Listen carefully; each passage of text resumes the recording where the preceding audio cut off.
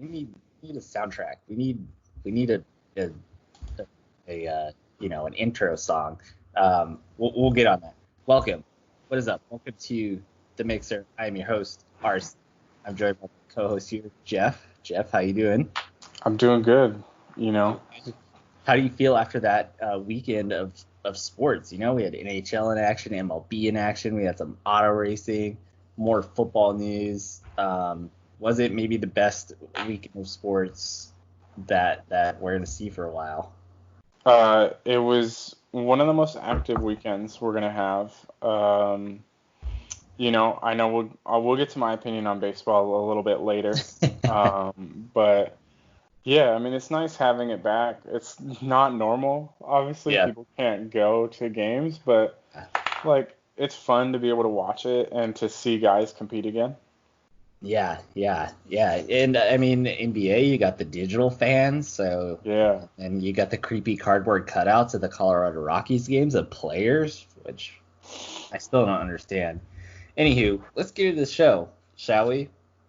First off, don't forget to subscribe to us on iTunes, Spotify, Google Podcasts, also on YouTube, and then our social channels, at FC Wine Mixer on Twitter, Instagram, and Facebook. Jeff, I know you were working on a TikTok Wine Mixer page, but seems like that effort might be fraught from the beginning. Yeah, I'm gonna have to slow down on that one.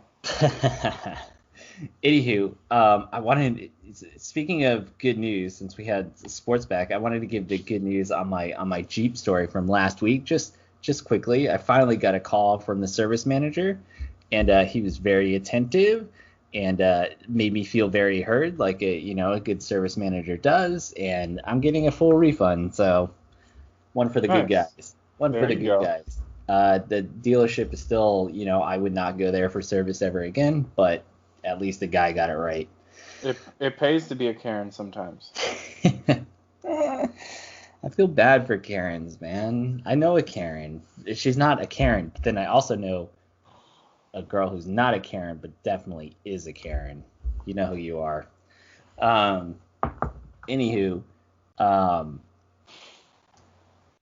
some other big news. This might get meta for a few minutes, but we are kind of a fantasy sports podcast. We got a message from our commissioner this week, and we got some details on how our draft order is going to be determined in a COVID truncated off-season program that our league usually is involved quite heavily in. All the major sports events like the NCAA tournament and like Kentucky Derby, all kinds of events that got canceled over the summer or postponed. And part of it is two kind of Royal Rumble style events, one on Smash Brothers and one on WWE 2K16. Jeff, do you want to reveal any of your strategy, or how pumped are you for the stream for our draft order selection? I mean, I'm really excited. I think that, I went with a unique strategy in Smash Bros. Of trying to take people trying to grab a high-rated character that no one would take. But at the end of the day, it's a simulation.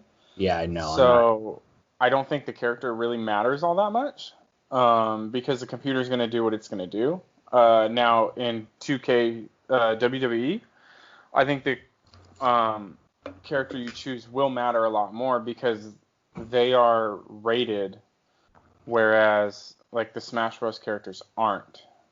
Do you know what I mean? Yeah. So like you can have, if someone chooses, I don't know, some wrestler who's like an 80 overall, right?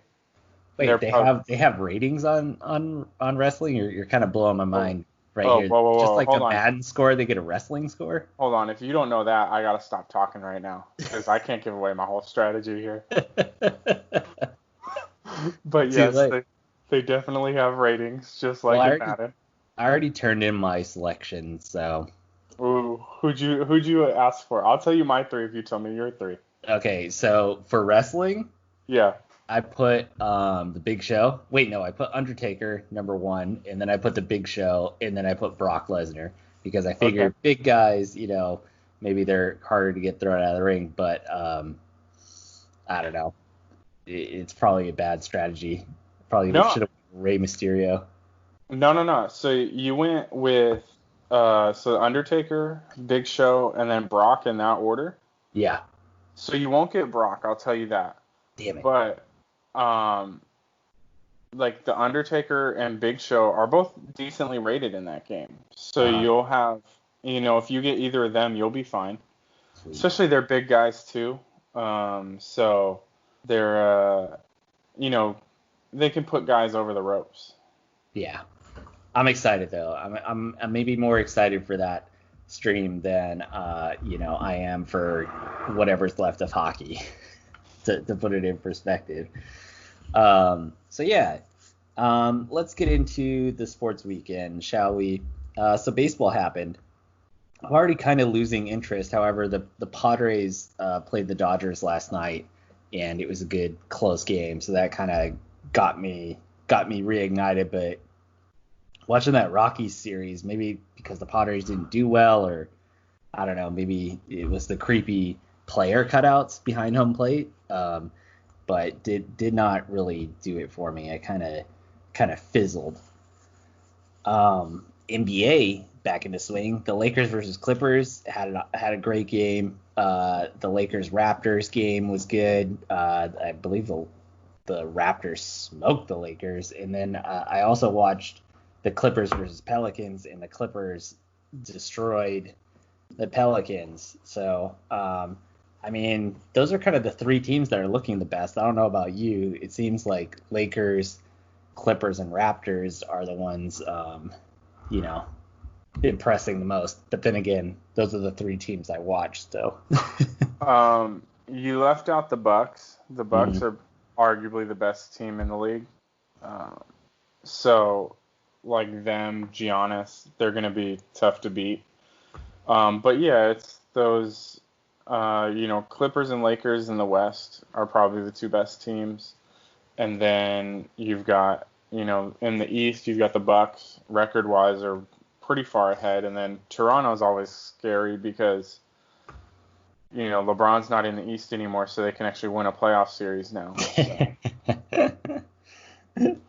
Yeah. Are the digital fans doing it for you? I kind of like the look and feel of the basketball games. It almost reminds me of, I had this girlfriend in high school, and she did like dance competitions. And do you remember? Well, I mean, I guess they do like the cheer competitions on ESPN still, but it has like, I don't know, the lighting there, and it just reminds me of those like dance competitions that were on ESPN randomly when maybe access to other sports during the summer wasn't as good. I remember So that. I remember they used to have the cheer ones on all the time too. yeah, or you throw it on and you're like, okay, in 10 minutes Sports Center starts, or in 10 minutes this baseball game starts. Like Exactly. you're just watching it, you're like, what is this? Anyway, that something about the lighting or the atmosphere where there's like no fans, but you can like kind of hear a little bit of ambient noise reminds me of those. Anywho, so that is the NBA. So the we have 2 weeks until the playoffs start. I think that's when it's really gonna kick into high gear. Yeah. Okay, so the NHL is still around. I haven't watched a single game, so I think we'll just leave it at that. But they just started up. They had the initial rounds where the best teams weren't even playing. So, Right. well, in games that mattered, they had like warm-up games between each other for seeding, which I don't know, just doesn't do it for me. Yeah. Uh, One of the big events of the weekend, though, was the FA Cup final. Mhm. So Pulisic made the classic mistake of scoring too early, but he looked awesome. He put up Chelsea 1-0 within the first 5 minutes, or within the first 6 minutes at least. Yeah. And then in the second half, he pulled his hamstring. Aubameyang scored 2, and the Gunners get another piece of silverware, while Tottenham's trophy case adds another layer of dust. So eat that, Tottenham fans. And yeah, Arsenal wins 2-1. Pretty good game. There might have been some questionable calls. I know the Arsenal's first goal, the PK was kind of questionable, and then there was a Chelsea player sent off with a red card later on that was kind of questionable. But I think Arsenal looked like the better team. Aubameyang's second goal was great. Yeah. Really. I hope they keep him around. I hope they sign him.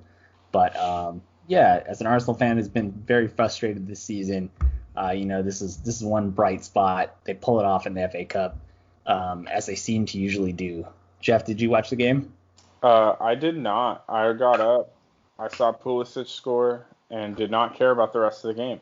Yeah. So this is one of the things that I think is awesome about the way soccer is structured, at least internationally, because it's not really like this in the U.S. But you've got your normal like league trophy, right? And then the way they do things, I think, is just overall better for fans in general. Because you've got your league trophy, right? So they play 39 games or something like that. Yeah.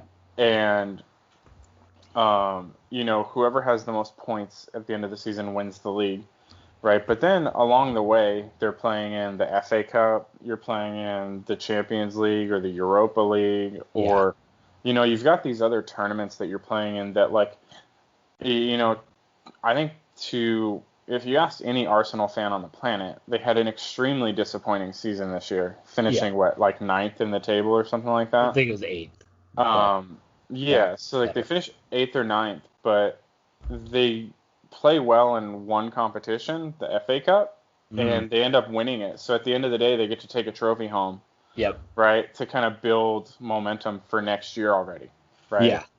And I think that that's something that, with the way we do things over here, I think it's really awesome for, the team that wins, like the playoffs. Like, it's great. I would love to see some sort of mid-season tournament or regular season. Like for football, I don't know if you could structure it much differently because of how impactful it is on the body. Right. But like if baseball and basketball went to their seasons extended, right? But they threw in like a mid-season tournament, or like each week you play, like for basketball, if you played, like some sort of like Tuesday or Wednesday and then Friday, Sunday, Thursday, Saturday type thing, to where your weekend games are your regular season games, and then your midweek games are your tournament games. Right. It also, the cool thing that it allows soccer teams to do is play guys that don't normally play like in your league, right? Yeah, exactly. You see a lot of these teams. Now, when they get to the final, Aubameyang's playing. He's one of the best finishers in the world. Pulisic is playing. Right. All the big names are, but like when you watch these build-up games that are like getting them there, a lot of backups play, a lot of young guys play. Yeah. And I think it's great for that, honestly. And that's just my opinion. But it would be awesome to see some sort of setup like that. It's almost like a lot of those cups, at least early on, are development league games. Yeah. You're right in the sense that it'd be very difficult for football, American football, to pull something like that off. However, if they expanded rosters, I think it's possible.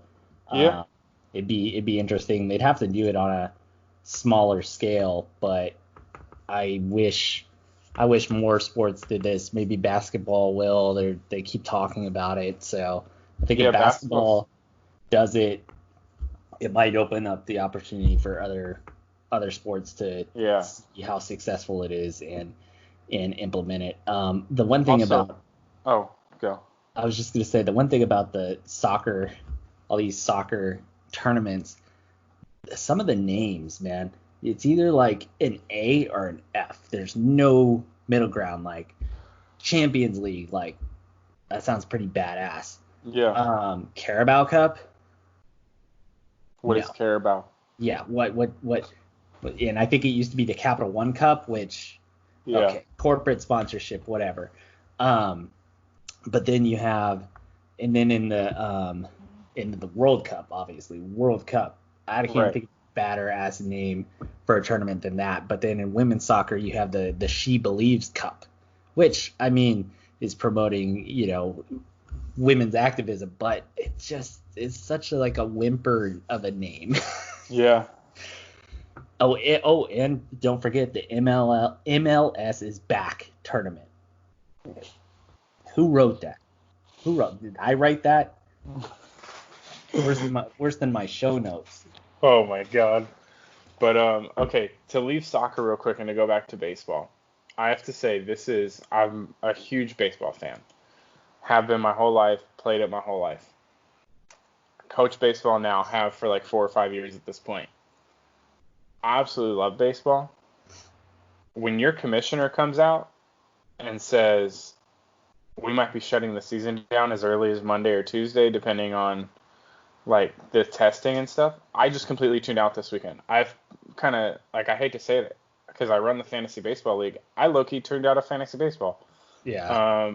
Like, I do not expect baseball to finish at this point. Like, when your commissioner's saying, like, we're already thinking about shutting down again. Yeah. I'm over it. I don't even want to watch games anymore because I don't want to get invested in the season and have it shut down. Yeah, I hear you. It's disheartening. Manfred's handling of a lot of things have been questionable. None more so than possibly managing the coronavirus situation. We'll get into all the positive tests in a little bit, but I'm right there with you, Jeff. Hopefully it's just him trying to put pressure on the players to listen. We'll see though. Jeff, did you watch the British GP at all? It's Silverstone. So I have a confession on this. Is I really wanted to watch this and completely forgot it was this weekend. Do you have ESPN Plus?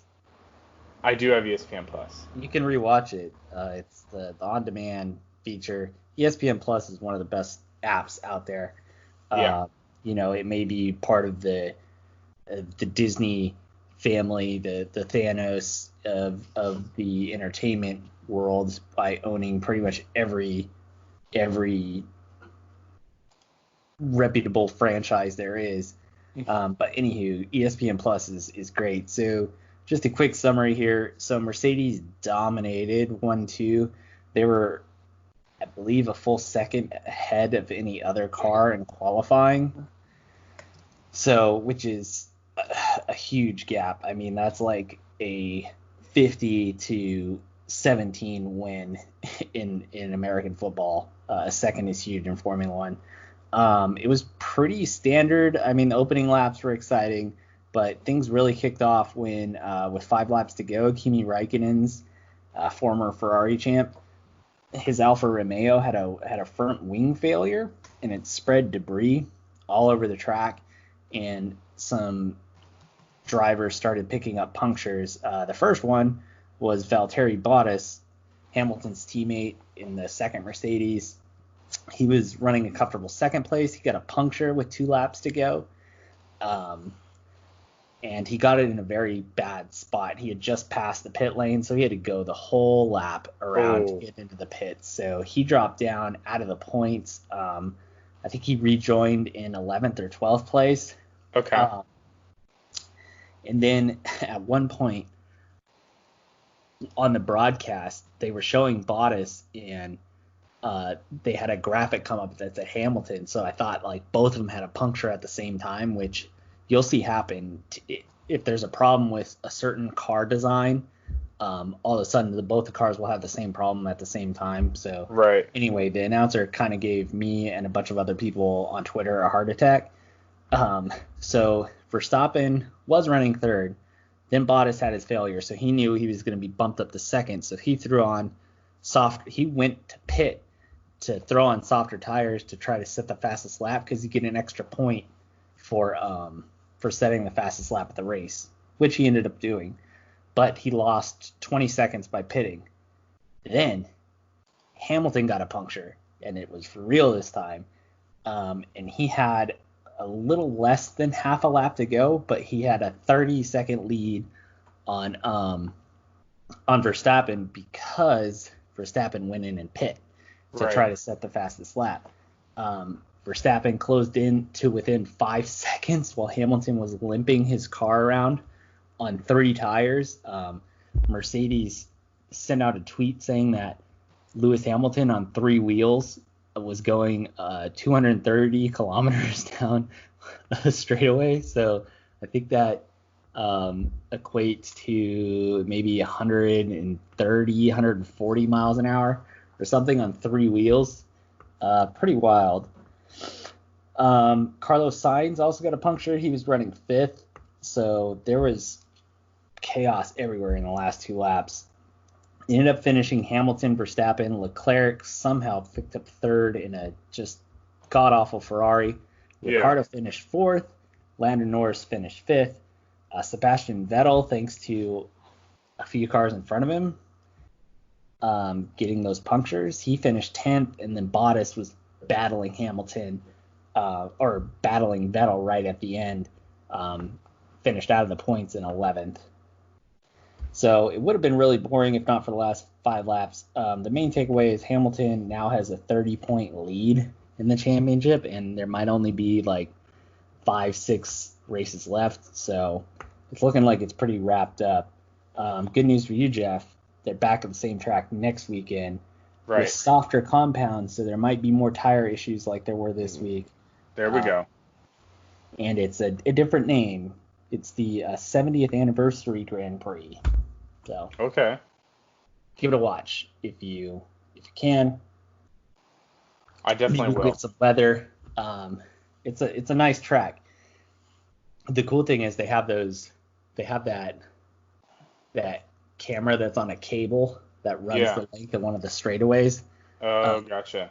It really gives you an idea of how fast those things go. Because it's one thing to be stationary and see them kind of zoom by, but this one you can like see how fast the cable's moving, and then the car just comes out of the corner. It's like gone, like a rocket. So I got a couple things on this after looking at the standings a little bit, or like how they finished the results. Happy our boy Danny Ricciardo got up to 4th. Like that guy, seems like a good dude. Car number is number 3 for you. Another one I like seeing Pierre Gasly pop up. He got up to 7. Alex Albon too seems like a good guy. He's an 8th. I know that's probably a disappointment for Red Bull, but it's not a terrible finish. Obviously, I think in F1, anytime, from what I've gathered, for a lot of racers and a lot of teams, anytime, as long as you finish in the points, it's not a terrible race. Bottas got unlucky with the puncture, ends up in 11th instead of 2nd, right? The one I like to see, just because he seems like a cool guy, George Russell coming up to 12th in his trash ass Williams car. He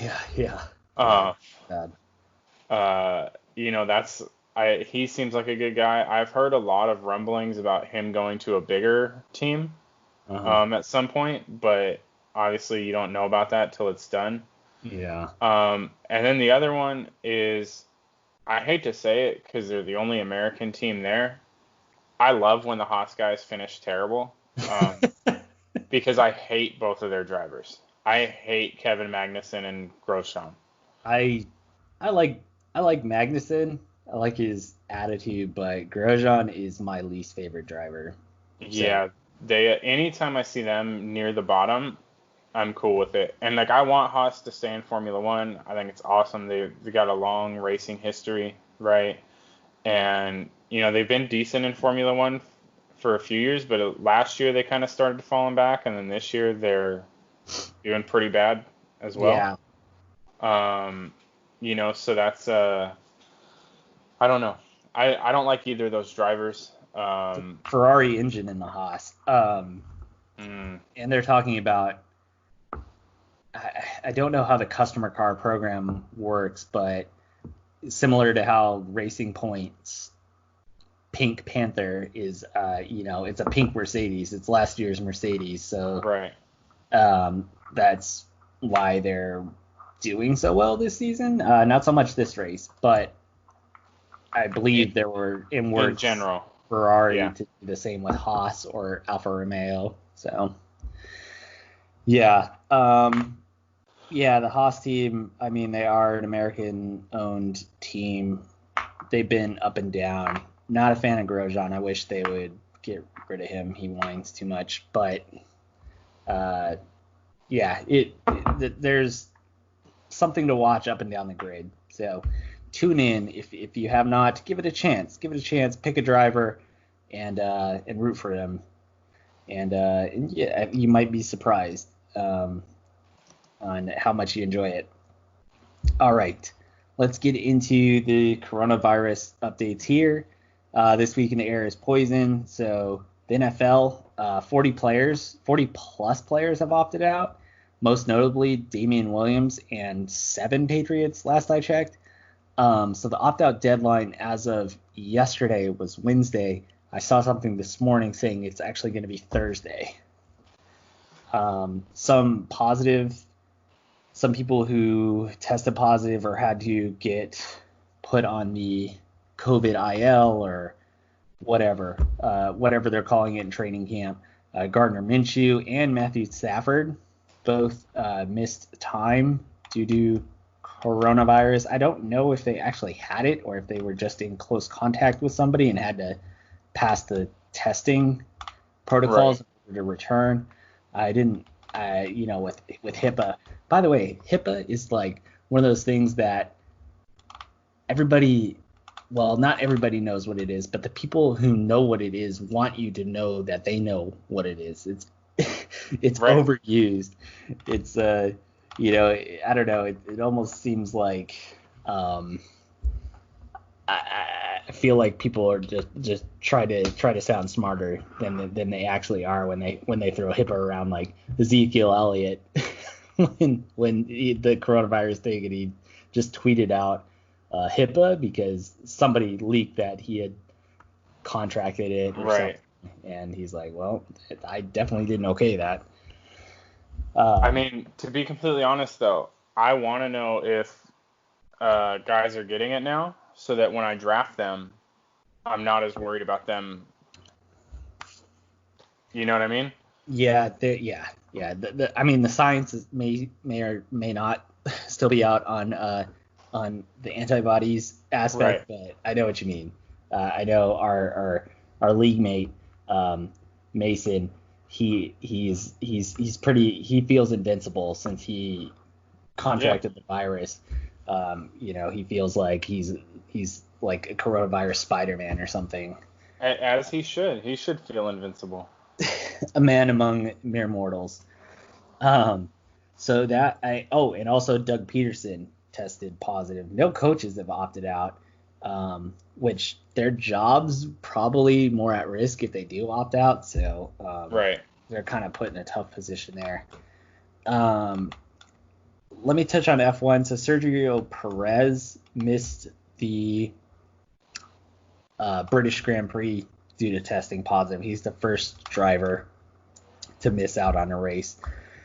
Baseball. So the Marlins outbreak seems contained at the moment. There haven't been any additional positives as far as I know from last week. However, we got another team, the St. Louis Cardinals, who are having somewhat of a miniature outbreak. They have at least 6 positive cases. Their games have been postponed.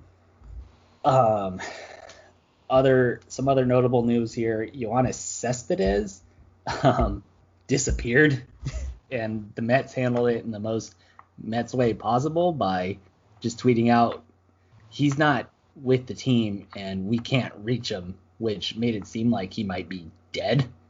I read about this, and apparently Cespedes, something happened. He decided to pack up his stuff and leave, and his agent apparently he told his agent, and it was communicated like mid-game that he wasn't gonna play anymore, that he was opting out. So kind of interesting. Yeah. He didn't travel back with the team, and while all this news was going on, he was hanging out at the mall. Yeah. So it was just kind of bizarre. So Lorenzo Cain, he opted out. Rob Manfred putting the blame on the players, saying if they're not more responsible about it, they're going to have to cancel the season. Jeffy already brought that up. And I mean, you kind of already stated, you don't see us making it to the end of the year. Do you see us making it to the end of the month even? I don't know. If there's no other like big outbreaks, I definitely do. But it depends. Like the Marlins outbreak essentially shut down the season for a weekend plus for 4 teams, right? Yeah. Because it wasn't just the Marlins. It was the Marlins and whoever they were supposed to play next. I think it was the Nationals who voted not to go there. And then the Phillies and the Yankees, because the Phillies had just played the Marlins. And the Phillies and Yankees series got canceled. I think, this Cardinals, anytime there's an outbreak, it doesn't just affect one team, right? It affects at minimum 2 teams, if not more. It's tough. Like, I'm not a huge fan of Manfred, throwing it out the way he did. But I also don't think he's necessarily wrong. Like, is reported the Marlins got their outbreak after they went to a club. Mm-hmm. And it's reported the Cardinals got their outbreak after they went to a casino or something like that. Mm-hmm. So like, yeah, guys need to be more concerned, but also this is kind of the problem with the United States at the moment is like different states handle this differently. And it's not, I think it's the only reason that like the NFL and the NHL or the NBA and the NHL might work really is because they're all in the same place. Like, but yeah, I mean, like, not to derail too much, but like, we're in San Diego, right? You have to wear a mask everywhere you go. A lot of places are closed, right? Like restaurants, you can't eat inside the restaurants, stuff like that. We went to Idaho last weekend, right? Or 2 weekends ago. And you can do whatever. Like, there's no real regulations on it or anything. Like, it's suggested that you wear a mask, but like nothing's closed. You can eat inside every restaurant, stuff like, and it's more rural. There's not as many people there. So like, I understand that like they don't see it the way like we do, but when you're asking teams in all these different places to like essentially do the same things when it may not align with what they're doing in that place, right? Right. So, I mean, it's tough. I don't know if I see baseball finishing, to be honest. They've had so many issues so far. Has Mike Trout, second week. Is Trout even back yet? Yeah, he came back. Well, he's returning today, supposedly, from paternity leave. Right, like he literally just had a kid. Yeah. So, yeah, I was going to say I would be surprised if Trout came back a little bit because he has the perfect reason not to, right? It's the reason a lot of people haven't, or not a lot of the people that decided to opt out, had recently had kids and stuff like that. Yeah. But yeah. And I get that, man. As a guy with a baby, it's not only do you have to worry about the people not getting their kids vaccinated, so you have like the measles that you kind of have to worry about a little bit more than maybe in decades past. But yeah, you have this coronavirus thing, and maybe they're not as susceptible to the illness, but I mean, when you have a little kid, you don't want to take that chance. I remember seeing pretty early on they had the NBC Nightly News had like the first infant that tested positive in New York, and they had like video of the baby. Right. I don't know how they could even show that, but you could just tell the baby was having a hard time breathing, and ugh, it's no fun. So yeah, and you see like a lot of opting out in the NFL are people with young children, and then it's a lot of linemen who have to be face to face with somebody else from the other team, and then corners and wide receivers, same thing. They're always face to face. So it's a trend to look out for. I expect a flurry of names today, tomorrow, and Thursday opting out, and then I said it earlier. I don't know how you just put a hard deadline right there. Baseball, it seems like you can opt out at any moment, unless there's a deadline further into the season. But with this kind of health issue, I expect there'd be lawsuits and more development as it goes on. I don't know if we make it into September for baseball. As you said, you have people not following the regulations, and when you're in a team, a family, a workplace, you're only as strong as the weakest link in the chain. You might do everything, but if you have to be in a room or for an extended amount of time with anybody, you're very vulnerable. You're just as vulnerable as the person you're alongside, how serious they're taking it. And Americans are impatient and stubborn, and it's reflecting by the state of things with the pandemic here. Meanwhile, you see other countries, and the Premier League hasn't had that the kind of problems that that we're having here. So I keep coming back to that Sean Doolittle quote: "Sports are the reward for functioning society," and right now there's quite a bit of dysfunction going around. I wanted to get into this We Are United movement. Jeff, I know you had to bounce earlier. Are you still able to stick around for a few minutes, or do you want to jump off and I can just cover this? Yeah, this up? We can do this one. I'll stay for this because this is I was reading about this last night or yesterday a little bit. So just to give some context to our lovely listeners, beautiful listeners. So there is a group of Pac-12 players. I believe it's 500 plus players who have basically joined this hashtag We Are United movement with some demands. So in order to play this season, meet these demands, well, we're not going to play. We're going to sit out. So this is what they want. They want their scholarships protected if they opt out due to coronavirus. Real quick, just so everyone knows, the Pac-12 is unique, I believe, in how they handle scholarships. So something most people don't know about like Division I scholarships for athletes is at a lot of schools, they are renewed every year. They're just 1 year. So obviously most schools will honor, like, if you come in and you get hurt, you can't play anymore, they'll still let you like finish out, even though, this and that.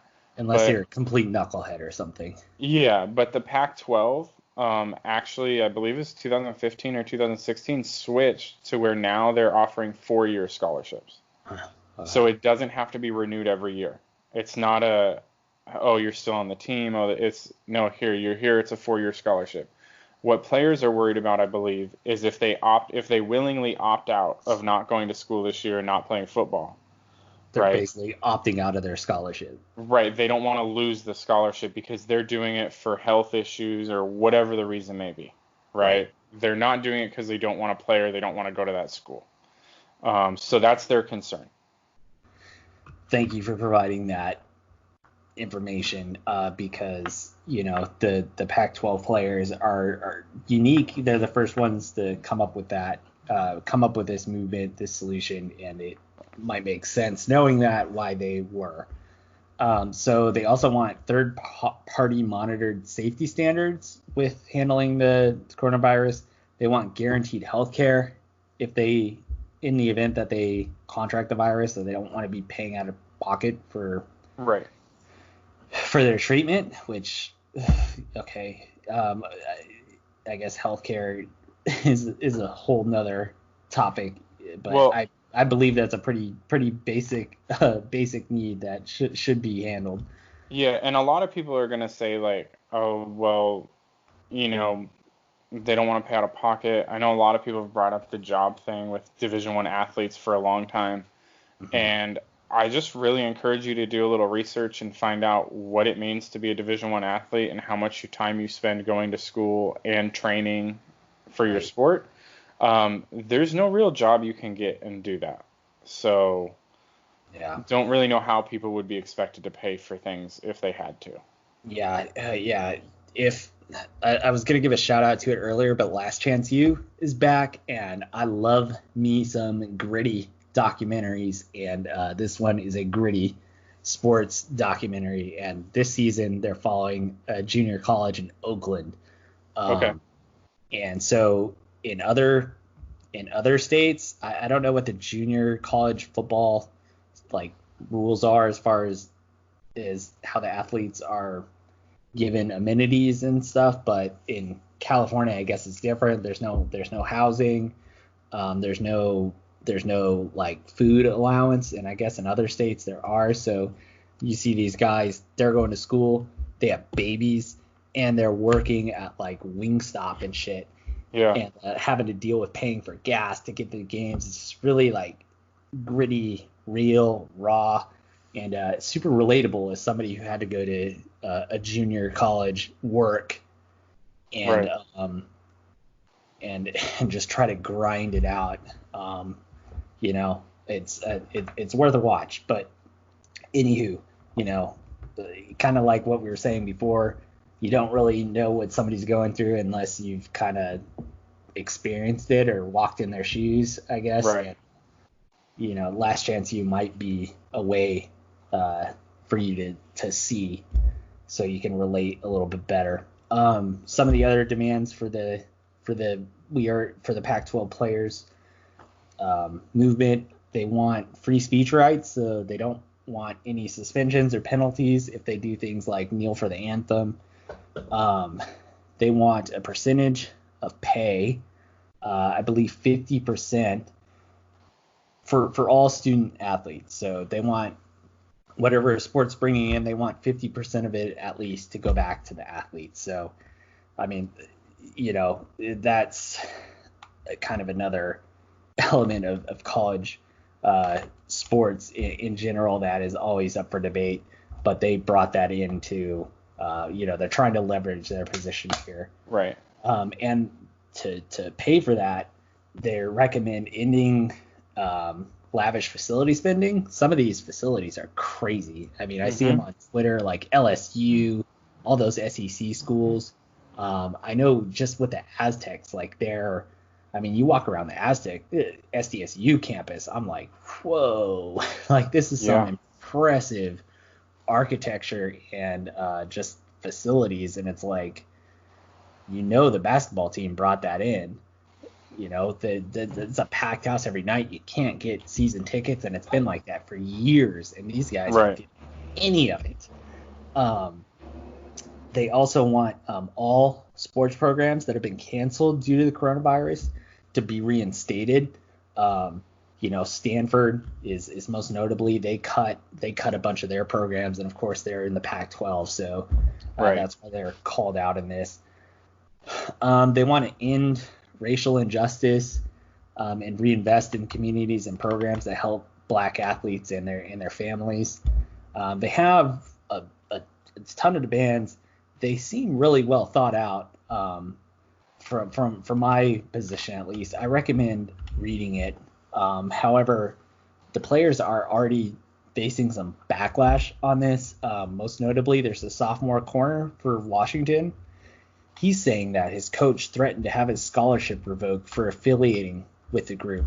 Mhm. He has sickle cell anemia, so he has some health concerns, I believe there's a taped phone call between them, which may or may not be, now we're into kind of legal issues, and I don't know if that recording was legal, so I think it was out there, and I think it got pulled already because of maybe threatening lawsuits.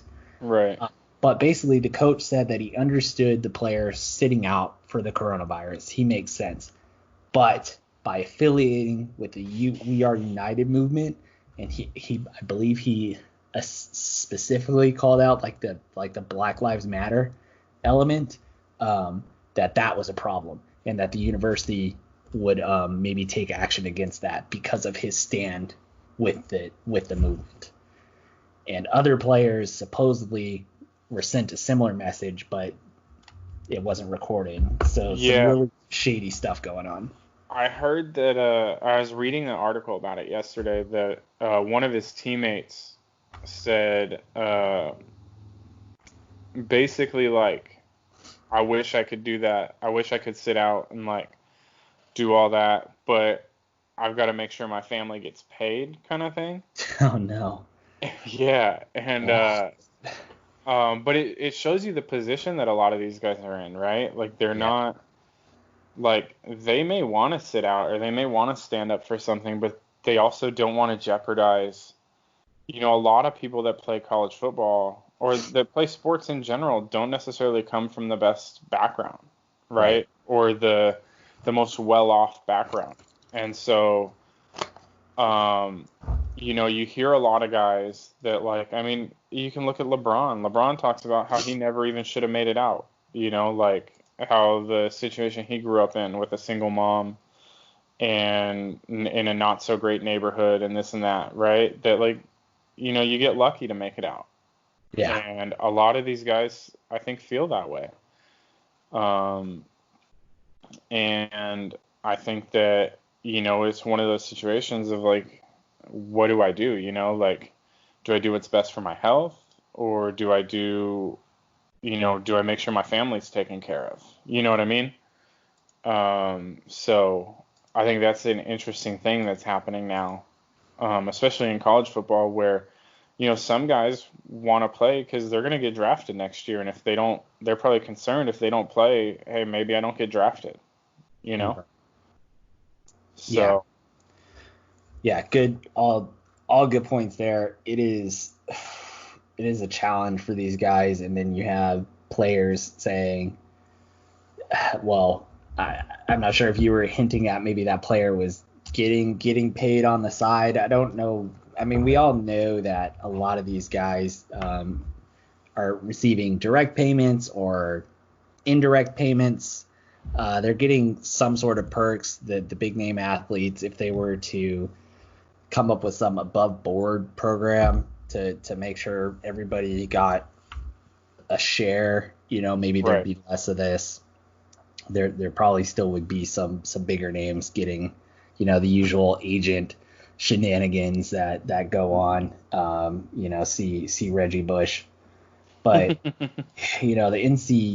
NCAA is just so mismanaged. However, it's a tough position to be in because these schools, a lot of them are private, and so it is a business. I saw on a Reddit thread about if the players want 50% of any programs pay to go to all student athletes, then schools are just going to cut the programs that don't bring in any money. So, you have Aunt Becky's kids. How are they going to get their scholarships to be on the crew team at USC? I mean, the other thing they could do, and this is something that's been brought up a lot, and not that these guys don't necessarily deserve the money that they're being paid, but I'm going to pick on him a little bit, but Nick Saban's like the highest paid person in Alabama that works for the state of Alabama. Yeah. And it's like not close. Yeah. Like, he's like the highest paid person by like more than a few $1 million, I believe. Uh-huh. Those are you're technically like working for the state when you coach for the school. Do you need to get paid that much? I Yeah. don't know. Like, these college football coaches are getting close to getting paid $10 million a year while their players get zero. At least like what we know about is zero.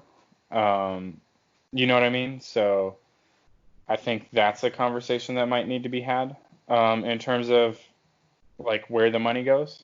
Yeah. Um, but yeah, I mean, for a lot of these schools, like I know for the University of Texas, at least this was the case like a few years ago, that the football team brought in a couple $100 million, and it was one of like, I think it was like football, baseball, and basketball that made money, and every other sport that the school provided did not make money. Yeah. So it was basically like, it was pretty much football from what I remember reading that like supported every other sport at the school. Yeah. So, I do think asking them to do like a 50-50 split could be hard, and it could end a lot of people's college careers if not done properly. Because a lot of sports, like you said, are going to get cut. Sports that don't make money, especially the ones that really lose money, might just Right. get cut. Yeah. So, I don't know what the answer is, but I love digging into the nitty gritty and just having conversations about it, because I think right, that's how things get figured out. You gotta have conversations about it, and the higher ups, the people making the decisions, just seem to want to shut it down and keep things the way they are because it's bringing in money. Anything that changes that disrupts the system, and maybe they can't afford that trip to the Greek Isles that they take every summer, or whatever motivations they have. Maybe their jobs are in at the risk of being lost to somebody who will push their agenda. yeah, So it's tough. However, as somebody who comes from a a family where my parents were divorced, and I was traveling back and forth between Ohio and here, and I was involved in sports, and I missed out on like the All-Star Baseball League because I was traveling. And money wasn't always readily available because of being in a single parent household in Southern California where mortgages are expensive. I didn't always have the best equipment. I didn't have access to like club teams and that sort of thing. Seeing what these other athletes have to go through is relatable, and I want people to have to all have the same opportunity. And unfortunately, that's not it. But talking about it and hearing about it, I don't know, maybe helps me understand the way things panned out for me in my own way. And I don't know, maybe it helps push the ball in the right direction for future generations. I got my daughter coming up, and it's someday we're gonna have to figure out what to do with her, with what kind of sports we want to get her involved in. And I want her to have every opportunity that maybe I missed out on. So I hope you guys listening do the same. Think about this kind of stuff, talk about it, and I don't know, you're part of the public opinion. Maybe we can collectively move the ball in the right direction.